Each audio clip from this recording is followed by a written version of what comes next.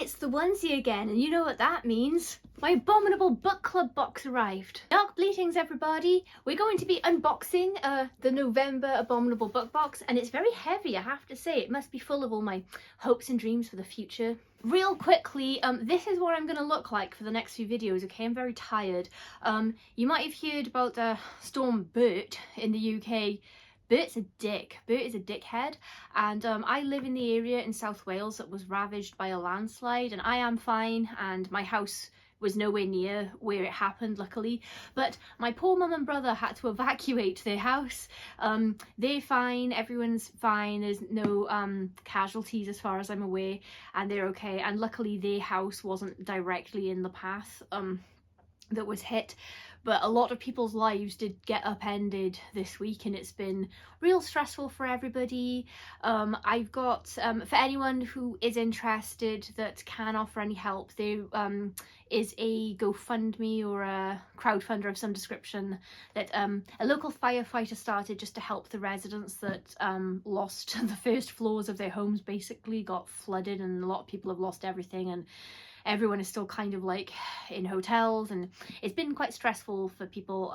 So yeah, that's a local crowdfunder that's been put in place to help people. So if anyone is interested in contributing to that, or maybe if you could just share the link if you're not in a position where you can donate anything. I do understand it's Christmas and times are hard, but yeah, I put the crowdfund in the description anyway for anyone that could help, maybe by sharing it on your social media.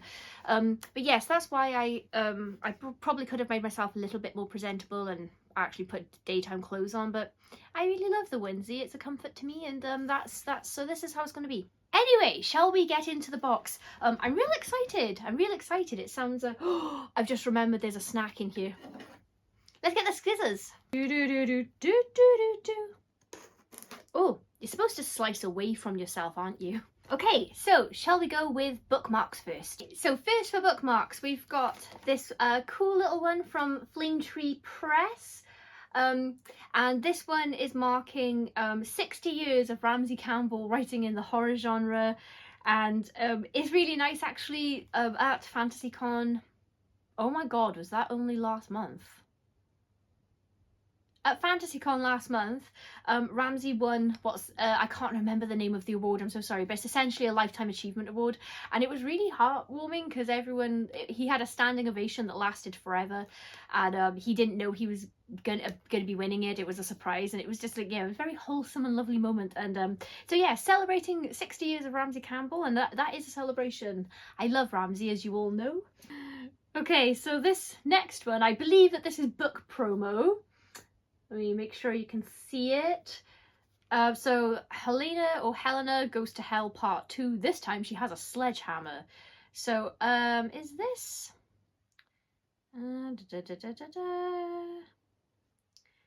Okay, so I'm assuming that this is to promote a book, so I'm going to have to Google that and have a little look at what that's about. This time she has a sledgehammer. Love it. And of course we have our usual Abominable Book Club bookmark with a microfiction on the back. Always fun, little extra story for your story box, and got your QR codes on there, your cool little spooky design. Next, oh, we also have something from Flame Tree Press. Oh, for a 50% discount for I'm assuming for a Ramsey Campbell book, but maybe anything, maybe any book. Oh, special Ramsey Campbell editions. The new novel by Ramsey Campbell alongside exclusive editions of horror classics by M.R. James and H.P. Lovecraft. Cool. Well, I'm not supposed to be buying any more books right now, but it is 50% off and it's a special occasion, so. Okay. Shall we do the additional little... Oh my gosh, I forgot to tell you. So if this is your first unboxing with me, or your first Abominable Book Club unboxing, they offer a couple of different ones. This is a monthly horror book subscription box, and there are a couple of different ones you can get. You can get the bare bones box, which is just books with no extras. I subscribe for the full guts box, which is £25 a month, I think, plus postage obviously, and you get 3 books in total, so 2 new ones, like usually a new release and then something that's newish, and then you also get a second hand book which they wrap up extra, which I'll show you.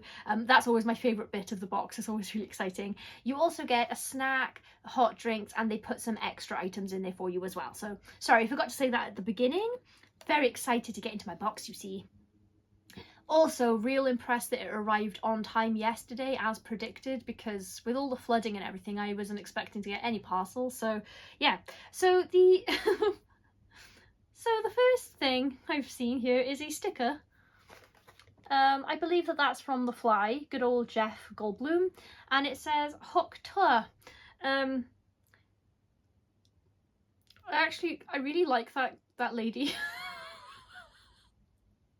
Despite what she said that's made her famous, I find her very wholesome, and I find it hilarious that she's managed to make so much money from that, because just imagine being drunk and saying something stupid one night and then all of a sudden the entire world knows who you are and you have a catchphrase, but you know, you've done well financially out of it. I can't fault it, honestly.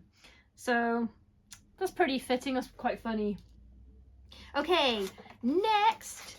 Ooh, oh, okay, cool. Okay, so this is a cute little, oh, there's another, okay, ignore me.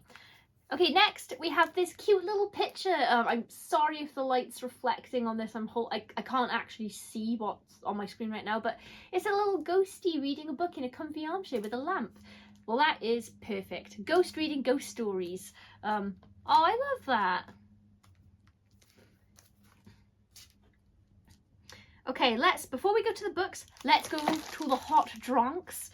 Really hoping there's a Galaxy hot chocolate in here. We have our Lion's coffee bag. Gojo. We have a Yorkshire tea. I think I just tried to do a Yorkshire accent. Cotton Road. We have, ooh, a fresh and invigorating peppermint tea. And yay! We have a little coffee sachet. I love these for some reason. I'm not a huge coffee drinker, but I do like a little sachet. Sachet away. I don't know where that phrase is from. And my Galaxy hot chocolate. It's my favourite bit, and I'm going to have it immediately after filming this video because it's very chilly and I deserve a hot chocolate. Les snack. This is a festive flapjack. I don't want to try it right now because I had quite a lot to eat recently, like in the last half hour, and I'm so full. I ate too much toast. Freshly baked by Yorkshire flapjack. It looks delicious though. It looks very syrupy, so I will look forward to eating that a little bit later. Okay, on to the books. So we do have some extras with the books. Okay, the first one is Feast While You Can. Look at the cover. I really hope I'm holding this up so you can see, because this is the first landscape one I've filmed for an unboxing, and I'm not used to not being able to see what I'm trying to show you. So so this is by Michaela Clements and on Julie Data. I'm so sorry if I said that wrong. Really sorry if I said it wrong. I'm so bad with names, as you know. A truly monstrous romance by turns alluring and let me start again. A truly monstrous romance by turns alluring and appalling, sexy and grotesque. And that is a blurb from Julia Armfield. So let's read the back for you, shall we? Ooh, I just saw another blurb. Cool. There is a monster inside of Angelina Sicko. Sorry if I pronounced that wrong too. All she wants is to walk her mongrel dog, hold court with her brother in their local dive bar, and bait hot queer women to her sleepy conservative hometown, Cadence. Oh, I'm sorry, I suck. The problem is, so does the monster. It wants what Angelina has done, it wants what she's going to do, it wants to eat her whole life and every version of every future she might have with it. Until it possessed her, the famous monster of Cadence lived lived deep in a pit inside the mountain, but on the night that Angelina runs into her brother's ex, the sternly handsome Yagvi, the monster rises hungry and ready to eat. Its claws comb through her private thoughts, her most intimate and traumatic memories. Only Yagvi's touch repels it, but the monster feasts on all the mess that makes up her life, and Angelina Sicko has never looked tastier. God, I'm butchering this, I'm so sorry. What will Angelina do to protect her future, and just how much will it cost her? First of all, I'm really sorry about my inevitable mispronunciations. I really struggle with like people's names and place names if I've never heard them aloud before. So I'm so sorry. I don't mean to be disrespectful if I've really messed that up, but I was doing my best. I'm sorry. Secondly, usually the word romance kind of turns me off a thing, but this sounds so good. There's another there's another blurb on the back that says, messy lesbians fight a horrifying monster in a small town. Sophisticated and petrifying, it genre splices so well that it's not a splice anymore. I've never read anything like it.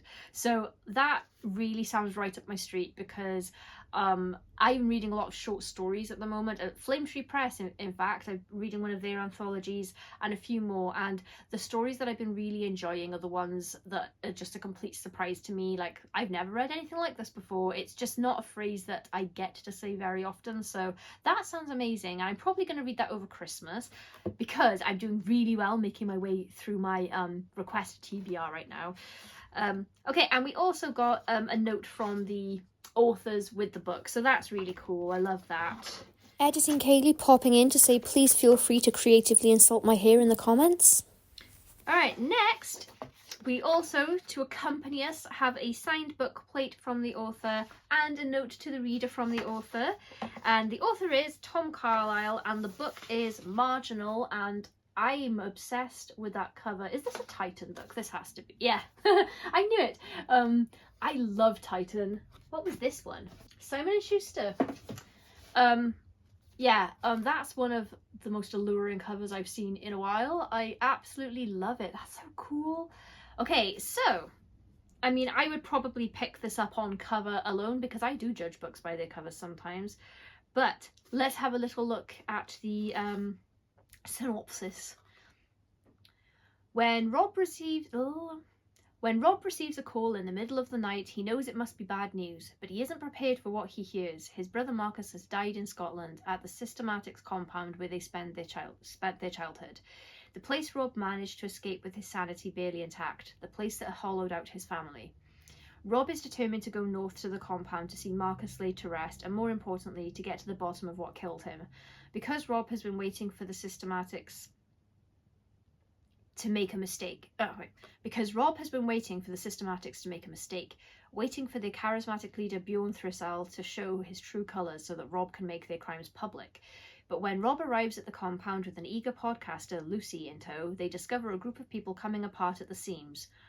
Ooh, and paranoia seeping through the community.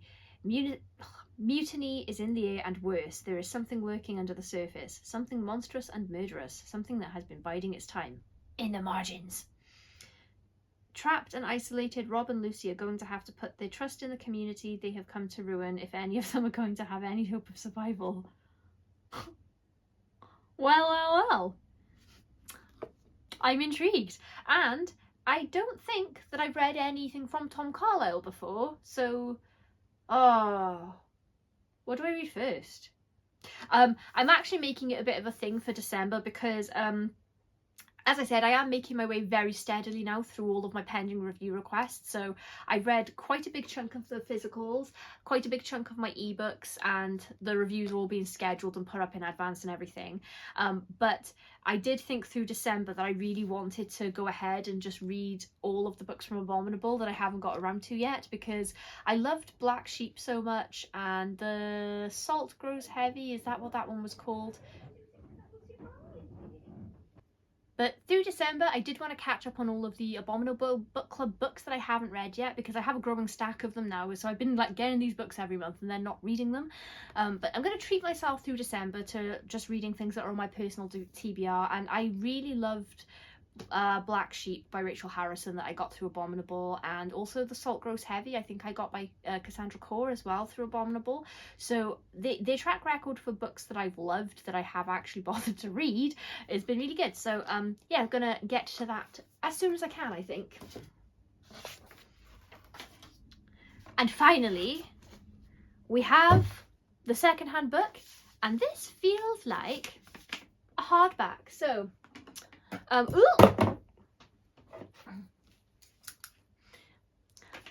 this is always my favorite bit, because they've got this cool wax wax seal from Abominable, and they like tie it up with twine. It just feels very quaint.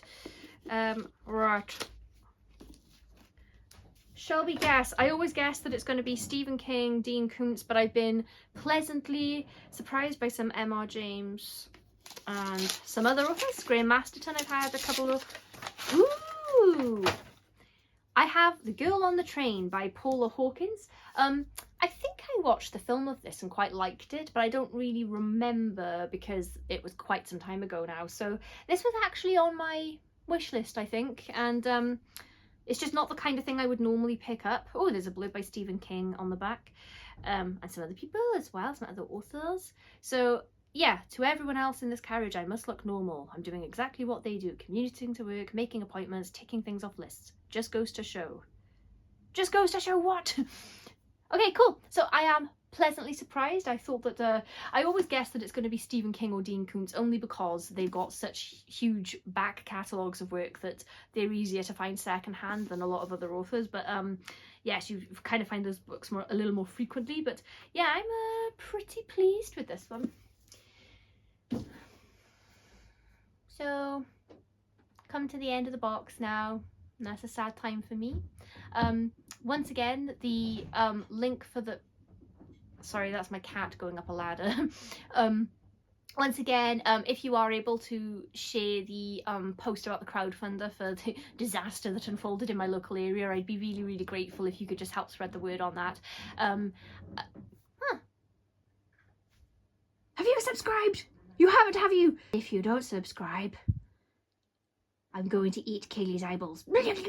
Alright, so I hope you enjoyed this unboxing, and I will see you on Saturday. I don't have an author interview this week. I'm kind of winding down for the year on like scheduling things for myself, but I will have different videos on Sundays, and then we'll be back to author interviews in the new year, just to let you know what's coming. But we have book reviews on Saturday, and then something else, something mysterious maybe, or maybe not mysterious, but something bookish in any case on Sunday. Bleed!